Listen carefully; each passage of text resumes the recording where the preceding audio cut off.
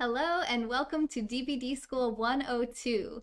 We are going to dive in to more of the back-end structure of the game on this video. So on DBD School 101, I talked about basics of in-game play, and then this is going to be more about how to level up, how to progress through the game, different currencies in the game, what a lot of these different buttons mean when you're not actually in a game, as well as cosmetics and customizing your characters, and as killer, customizing your hooks. So let's dive right in. The first thing I want to talk about is blood points. These are what you get at the end of every match, and they come in 4 different categories. It's 4 categories for survivor and 4 different categories for killer, and the maximum number of blood points you can get in each category is 8,000 for a grand total of 32,000 maximum blood points per match. For survivor, the categories are objectives, survival, altruism, and boldness, and this screen pops up at the end of every game. If you click this arrow and go to the second page, you'll see 4 emblems, and I'm going to pause the video so that we can go over what those are. Each of these emblems coincides with one of those categories. There's benevolent, which is the same as altruism. There's evader, which is the same as boldness. There's lightbringer, which is the same as objective, and there's unbroken, which is the same as survival. Now, what those each mean: benevolent and altruism are just helping others, unhooking them, healing them. Evader is boldness. That's interactions with the killer, like being chased by the killer, being near the killer, any kind of interactions that you have with them or their items. Lightbringer and objective is just basically doing generators and progressing the game towards getting those exit gates open and getting out. And then survival or unbroken kind of speaks for itself, is your ability to stay alive. The longer you stay alive, and if you actually escape the match, the better your points in that category will be. You can get anywhere from ash, which is like nothing. This will be totally darkened out and grayed out. You can get bronze, you can get silver, you can get gold, and you can get iridescent. In this match, I didn't get any iridescent emblems, but I did on my killer game, so I'll show you that in a minute. Right here is your grade progress, or what we more commonly refer to as your rank progress. Each of these little diamonds is called a pip, P-I-P, and you want to get as many pips per game as you can in order to progress and upgrade your rank. This is called a safety pip. When you're in a low enough rank, you're always going to automatically get a safety pip. As you progress up through the ranks, you will have to do more and more in order to quote-unquote safety, and then even more to get 1 pip, and the most to get 2 pips. So this is being recorded on December 13th, 2021, so the ranks just reset today. So I'm only Ash 3. So you start, your lowest rank is Ash 4, and then it goes up to Ash 3, Ash 2, Ash 1, and you'll see that you also require more pips to start moving up through the ranks. And if you don't get at least to this pip right here, this safety pip, then you can actually lose a pip. If you don't at least make it to here, you'll actually lose one, but you cannot go down in your grade or down in your rank. So once you hit a new level, like from after this, if I get 1 more pip, these dots above show you how many pips you need to get, then I will be Ash 2, and I will never again this month go back down until the rank resets, and everyone resets all the way back down to Ash 4. So it goes up to Ash 1, and then it goes to Bronze 4, Bronze 3, Bronze 2, Bronze 1, then Silver 4, 3, 2, 1, Gold 4, 3, 2, 1, and then the top rank is Iridescent, and that again starts at 4 and goes 3, 2, and Iridescent 1, rank 1 would be the best, highest rank you can get, and once you get there, you can't go down in rank ever, and that's where you'll sit until the ranks reset. On the next page here, this third page after the game, you'll see your level progress and how much experience that you got. This is your player level, so you get progress towards this level when you play killer and when you play survivor. This is your cumulative level as a player. It does not reset, it just continues going and going, and every 100 levels is 1 devotion. So you could consider this level 394. Or you'll more often hear it as Devotion 394. And it shows you how much XP you need to get to the next level, how much XP you got that game, and when you do get to the next level, you will get something called Iridescent Shards, which is this icon here in the top right, and you can use that to buy a variety of different things, which I'll get to in just a moment.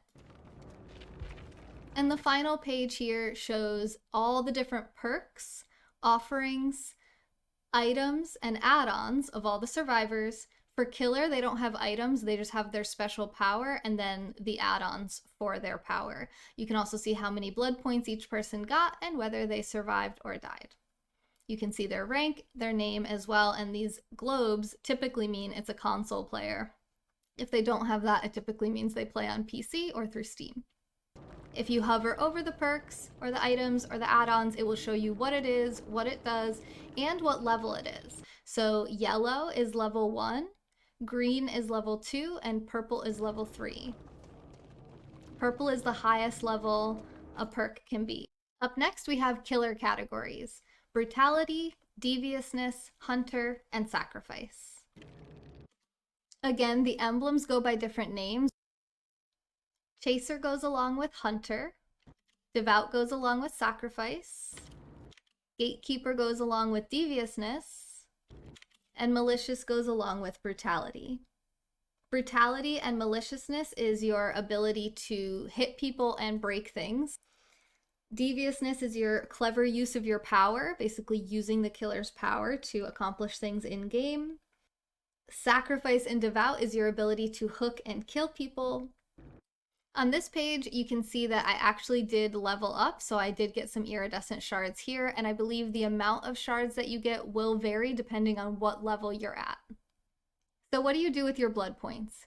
Your blood points get used to level up your character using the Bloodweb, which is the third box down on the left-hand side.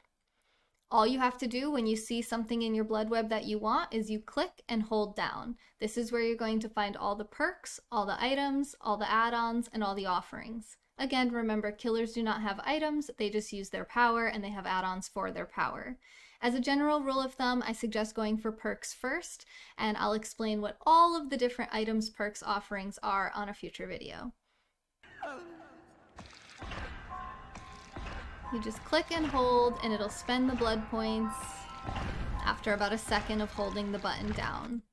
Right there, you could see the entity spawned and actually consumed one of the items itself. So if you go to your loadout, which is the second box down on the left-hand side, you can see what perks, add-ons, and offerings you're using, and for Survivor, this will be empty and you can use items. So here you can see my 4th perk slot is locked because I haven't reached level 15 yet. When you first start using a character, you only have 1 perk slot available.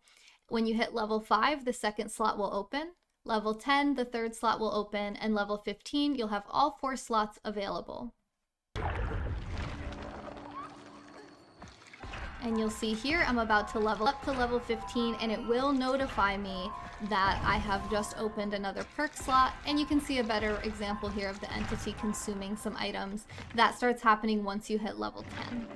So it told me I had a new perk slot. I just go in, I show you what it looks like. Now I can equip one of my perks in there. Don't rush going through your Bloodweb until you're really familiar with all of the different perks, add-ons, offerings, items, etc.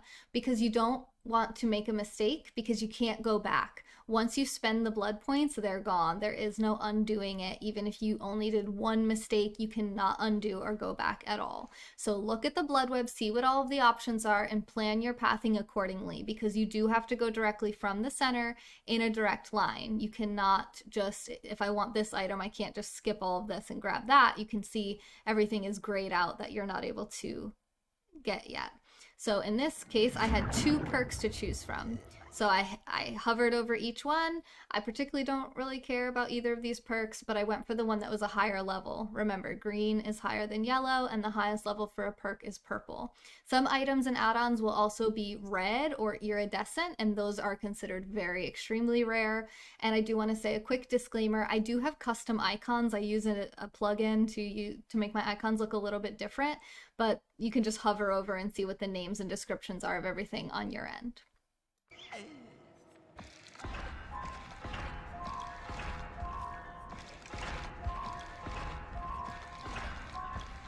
These boxes here are called mystery boxes, and they come in different colors as well, and you don't know what's in them until you open them up. Once you open it, it will change into the icon of what it is. Once you reach level 30, you unlock Teachable Perks.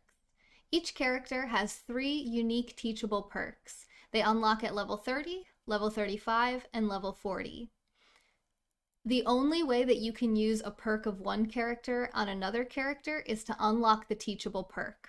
There are 2 ways to do this, but for now I'm just going to show you how to do it in the Bloodweb. They're orange in color.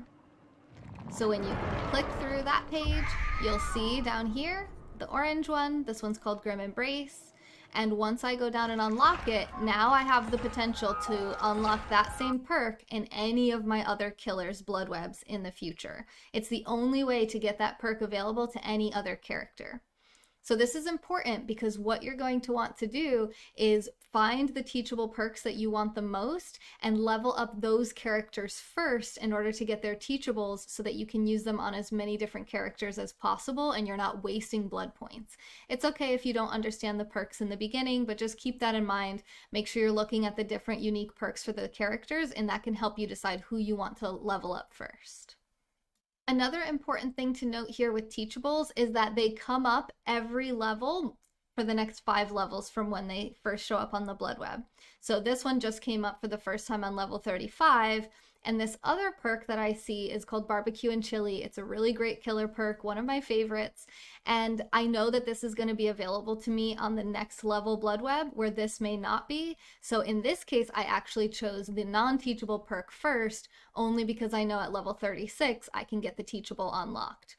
You will find sometimes there's teachables that you don't really want to unlock. However, I'd still suggest that you unlock them because otherwise they're just going to constantly stay on the Bloodweb and they're going to take a slot of another perk that you might want instead. So just unlock it, get it out of the way. If you get it on another character and don't want to use it, you don't have to.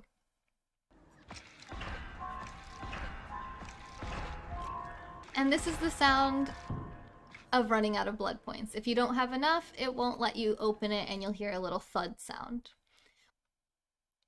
Once you get to level 50, your character's level will max out. And remember that the level of each character is unique to that character. Your rank is separate and your player level is separate. These are 3 different forms of leveling through the game. So each character, you have to do their own unique Bloodweb and get them to level 50 in order to do the next step, which is called prestiging. You don't have to prestige, but there are some benefits to doing it. So once you're at level 50, if you go to the middle of your Bloodweb, click and hold down, it will tell you what prestiging does for this character. It basically starts them over. It gets rid of everything, all of their perks, all of their items, all of their add-ons, all of their offerings, and it also gives them a bloody cosmetic, like a shirt or a weapon or pants or a head, but also it increases the odds of getting better items on your Bloodweb by a small percentage.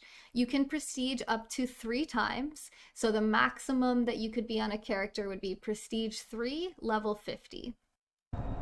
And prestiging is also something great to do if you feel like you messed up and you missed some items that you would want or some perks that you wanted. It gives you a chance to start over with that character with a much smaller Bloodweb, so you don't have to spend as many blood points to get additional perks or level up perks that you realize that you like later on in the levels.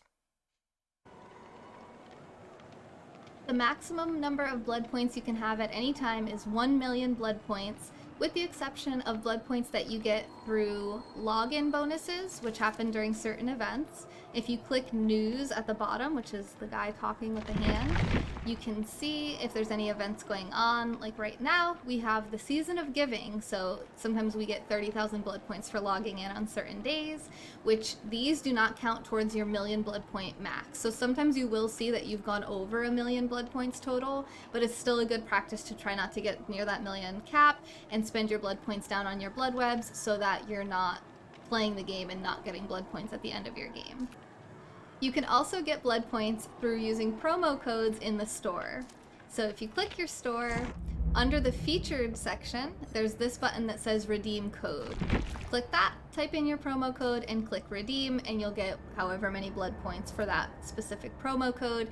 And this, just like the login bonuses, do not count towards your 1 million blood point max. In here, you can buy different characters, you can buy different cosmetics. And on this part here, which is called the Shrine of Secrets, you can also buy Teachable Perks, rather than having to unlock them through the different characters. But if you already own them, then you can trade these in for Bloodpoints instead.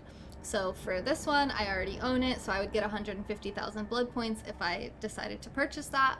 If I didn't have it, then I could pay Iridescent Shards in order to get it unlocked. So it's between 2,000 and I believe 2,700 Iridescent Shards for the different teachable perks on here. It's a great little sneaky way to get a perk without having to spend tons of blood points. But be mindful of how you want to spend your Iridescent Shards as well, because they're much harder to come by than blood points.